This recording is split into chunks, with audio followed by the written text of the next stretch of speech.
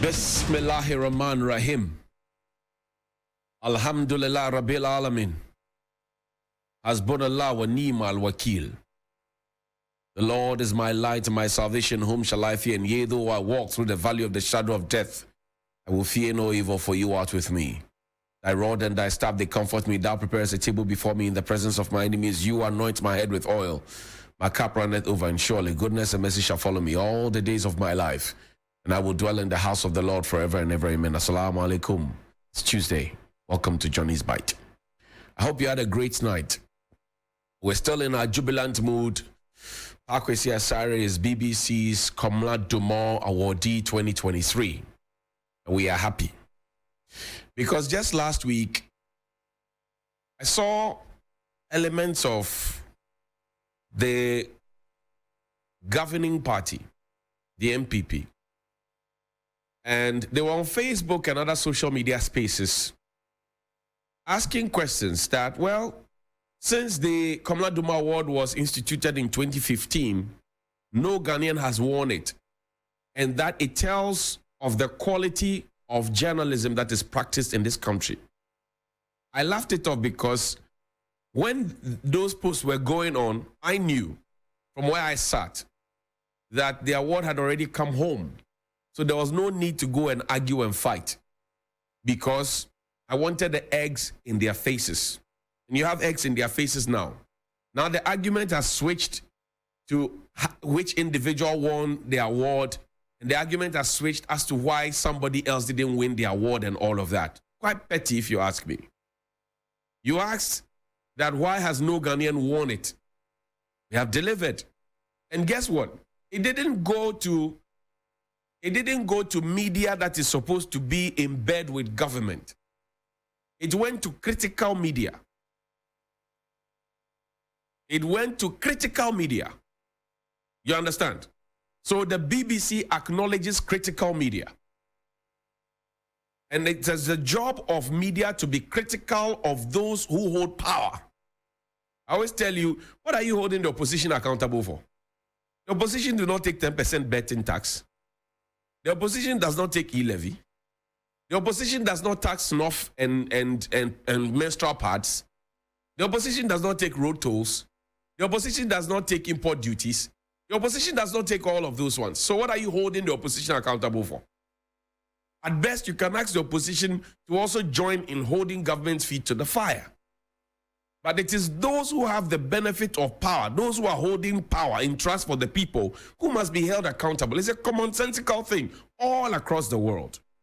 And I don't know which other practice of journalism and ethics that must be practiced for people to know that this is how it's supposed to be done. Journalists are not supposed to be praise singers.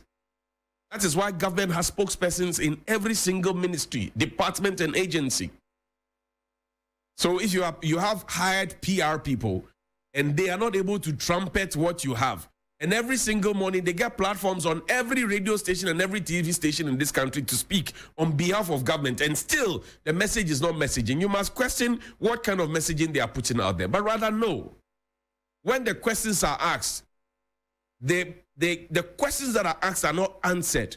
It is the individual asking the questions who will be attacked. And sometimes by people who have gone past their 60s. And you wonder, what kind of thinking is that? Me, I will not be intimidated by those things. They are below me.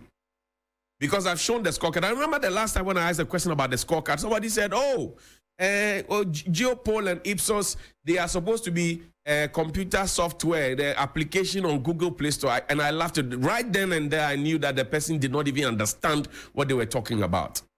Go and declare losses and then come and want to hold somebody accountable. Go and show profitability. As we speak now, on the 24th of August, that's 2 days away, the entire country will have students in the secondary schools write their ICT, Information Communication Technology, practical examination. Somewhere in the OT region, I got a distress call from a school called Kajebi Asato, SHS. They have over 400 students, but they have only 30 desktop computers. And the 400 students are supposed to use the 30 desktop computers in the impending ICT practicals. That is the real issue. So if you attack me, how does that take more computers to KJB SHS, KJB Asato SHS? If you insult me, how does that fix the problem? Because on the D-Day when the exams will be taken, the children will be found wanting. The teachers will be in a mess. But WAEC doesn't know all of that. WAEC will still insist that I've given you 3 hours, finish the exam and bring me my papers or else. That's what I'm talking about. Those are the real issues. And it is not just in KJB Asato SHS in the Oti region.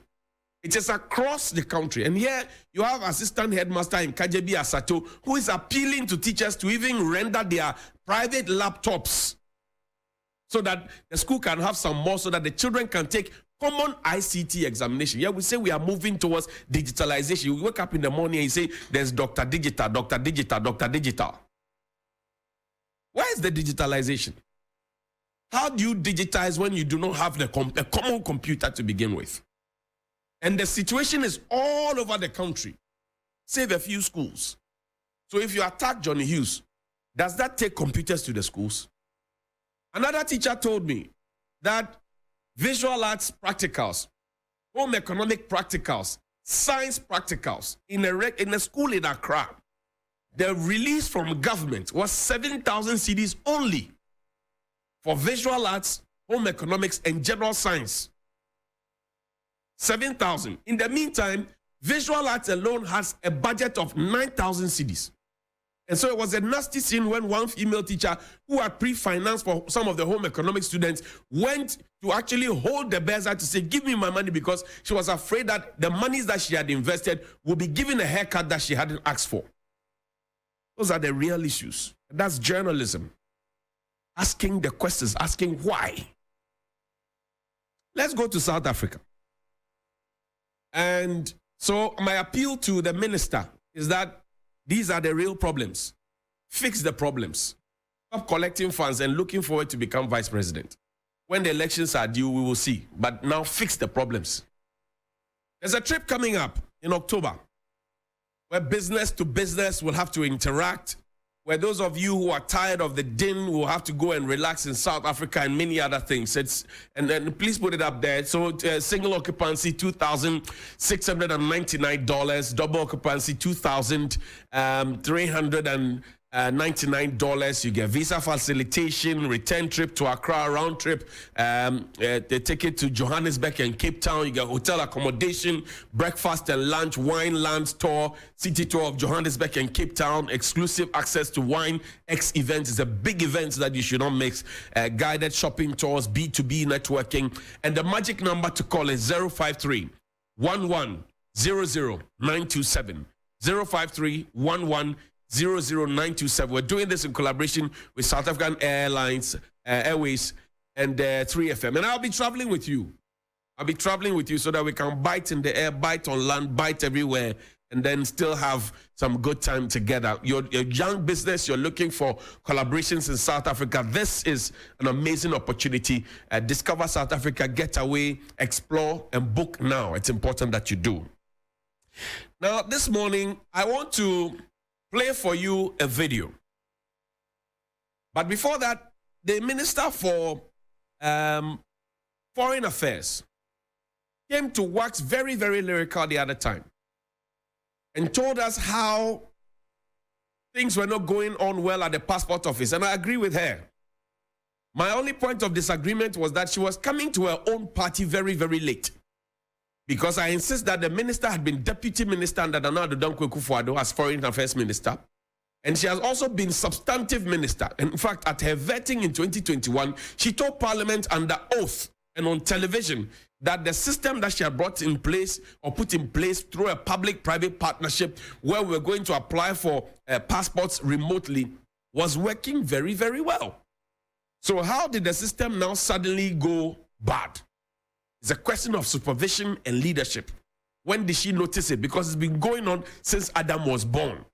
And that software was supposed to cure those anomalies, but it is still happening. So when she came to tell us that the system was working well, when in fact people were still paying those huge sums of monies, I doubted it a bit. But whom am I? Because I was attacked when I said it. That when the government puts up a good initiative, all I know to do is to come and stand and talk about it. Somebody says, oh, you like to talk about every single thing. Well, I tell stories to get paid. That's my job.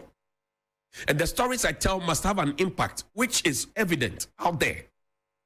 So I asked the question, now that the minister has told us that those who have been there for like a year and over have to leave, that's what the minister said. Have they left? Because I know that some of the institutions and agencies have been withdrawing their people. But has the minister withdrawn her own foreign affairs people? Some who have been there for more than 5 years, 7 years, 10 years, 8 years. Has the minister withdrawn her own people? Now, number two, has the minister ensured that the company on the Achimota Ofankor Road that is owned, the printing press, own booklets money, have they been paid? Has the minister ensured that the machines that are broken down at the passport office, the printing machines, have they been repaired? I know that we're told that we are now mounting cameras in the individual offices.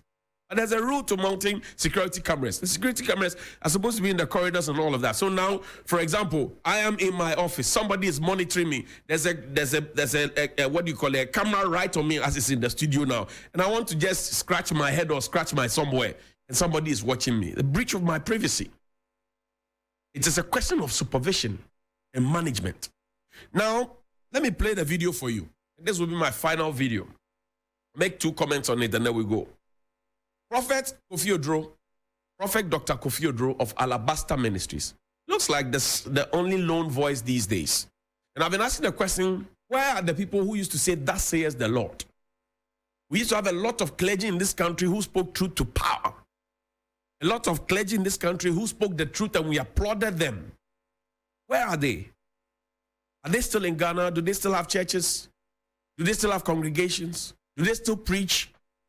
Do they still have messages for the people? Do they still admonish those who hold power? Listen to Prophet Kofi Odro. Listen to him. Languishing in poverty.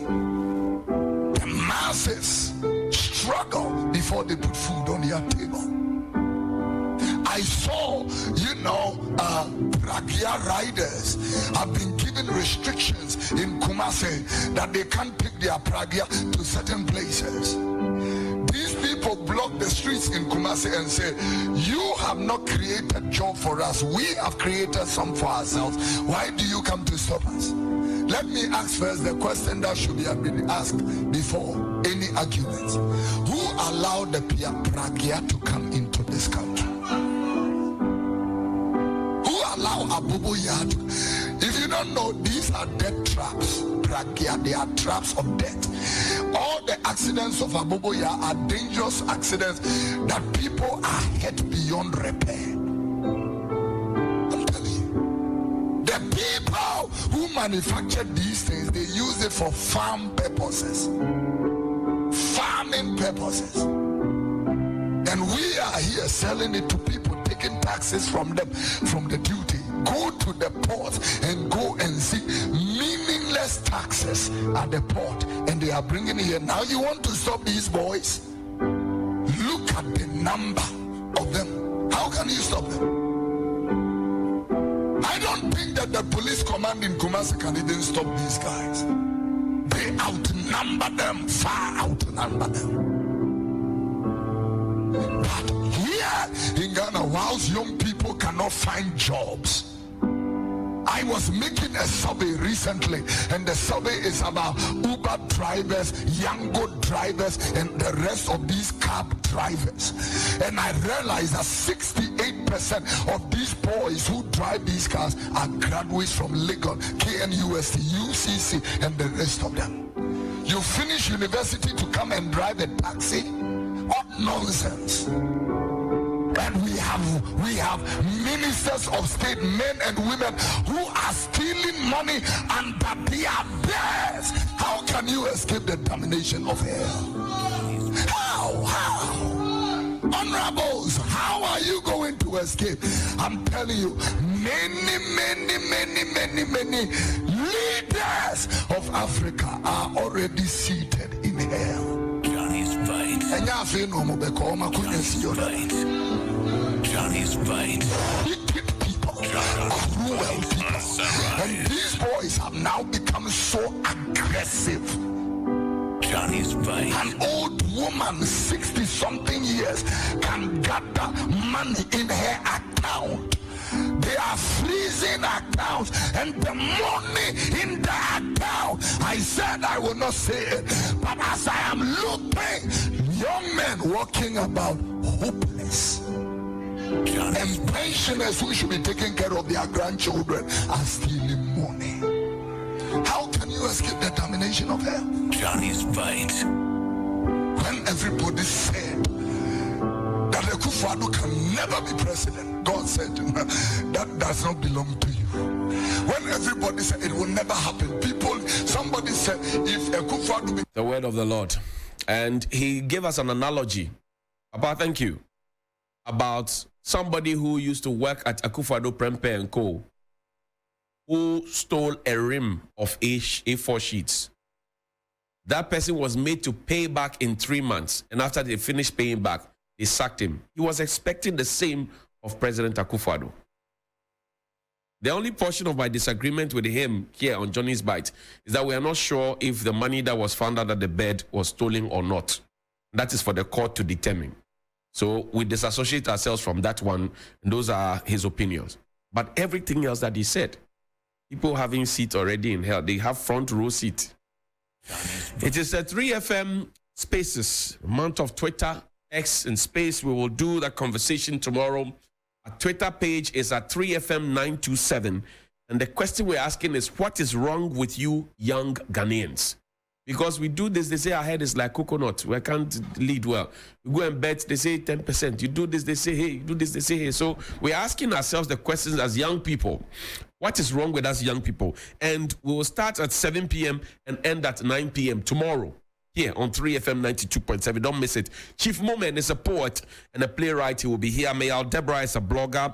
Nana Sasi is also a poet and a dramatist. Clemente Suarez is a screen god and also a stage god, and a host of other young people in this frank, dispassionate conversation. Shikanik, one of the ladies who drove from Accra to London 10,000 kilometers, she will also be here. So you can't miss this conversation. Tomorrow, 7 p.m. to 9 p.m. here on 3FM 92.7. What is wrong with you, young Ghanaians? Good morning.